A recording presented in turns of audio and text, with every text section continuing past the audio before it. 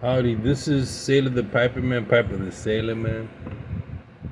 I'm still at it with the same pipe, and it's just so comfortable in your hand, and the way it's shaped, contour, you know, has enough dip, very light, and Nording's been around. I don't think he makes pipes anymore himself. As a matter of fact, I don't even know if he's still alive or not. I met Nording in 1995. He came and he brought his pipes, and he bought. There was a pipe called Bajan pipes and some other pipes, Stanwell pipes. He did them a favor to bring you Danish pipes, and it was a Saturday, and really nice, right in the middle of the cigar boom. You had those that love tobacco. We found the cigars prices a little too high. And it's interesting because during that time period, people were like recollecting. You had yuppies, you had the next generation, and they all had mid-level management jobs and can take out time. I mean, there was no terrorism, there was no Y2K, there was no attack on the World Trade Center. It was just people making money. Reagan was in play, and we just had beat Russia in the Cold War, and the war had come down, and there was a sense of finally we're gonna be able to rest, and people seemed happy in my neck of the woods. There was a lot of work.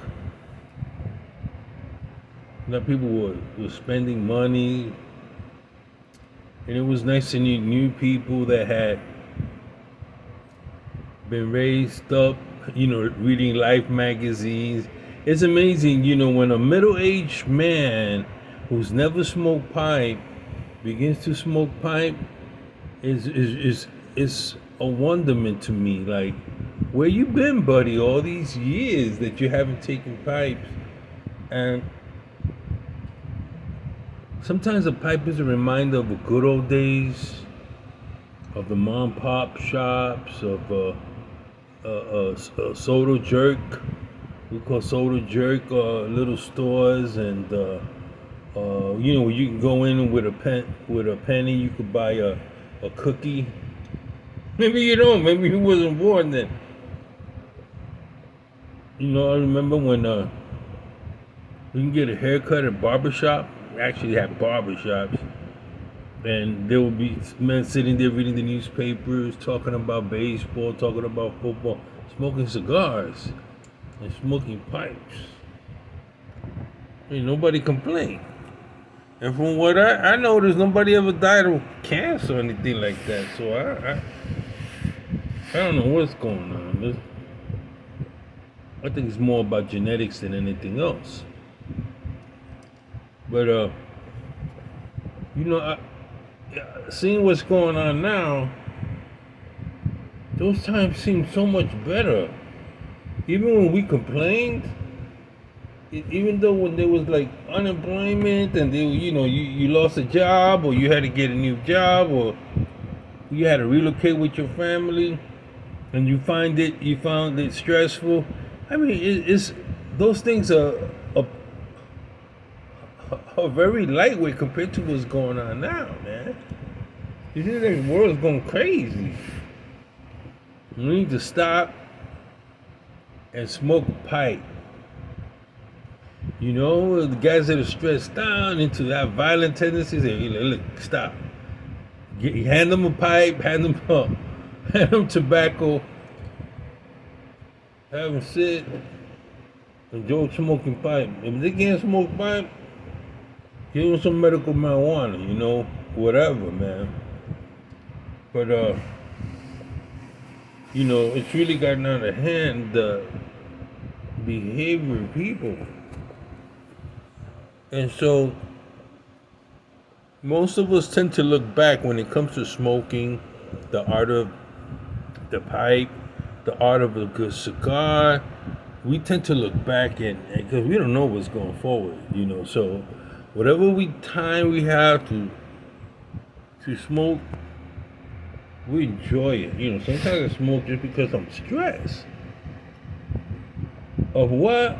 Of watching the news. There's nothing around me that's stressing me out. When I look at the news and I look at some of my friends where they live and what's going on, like the border towns, immigrants. Now there's a big thing of so many coming over the border and having COVID. This is a real situation. I studied nuclear biological warfare. Out of all the viruses, and I had taken 16 shots in the military, vaccines. I'm fine, barely any side effects. And so people so paranoid that the government's going to take their liberties. Whether you take the shot or not, the government is not going to take away your liberties. It's a real serious pandemic going on, and people are dying, and they're trying to save lives, and they really didn't know how this came about. I think, personally, it's weaponized. Intentionally, I don't know if it was intentional, but they were probably working on it in some lab, like they do in Bethesda, Maryland, and it got out. Just like a meltdown. You get a leakage. I don't remember 3 Mile Island. You had a leakage. And, back in the 1940s, radiation dump sites, and people forgot they existed and buried stuff and realized that later on there was going to be repercussions. There's a lot of things going on. So, in a sense, this 1 year, people had to slow down. They had to stay home. A lot of people had to deal. But I think it was great for us, pipe smoker. What do you think? For me, it was great. I'm home. Okay. I'm already retired. So, my situation. But you're able to slow down, smoke a pipe.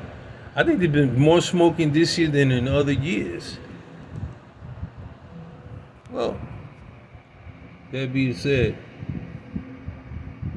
when people are not going to smoke, they're going to drink. When people are not going to drink, they're going to get sexed up.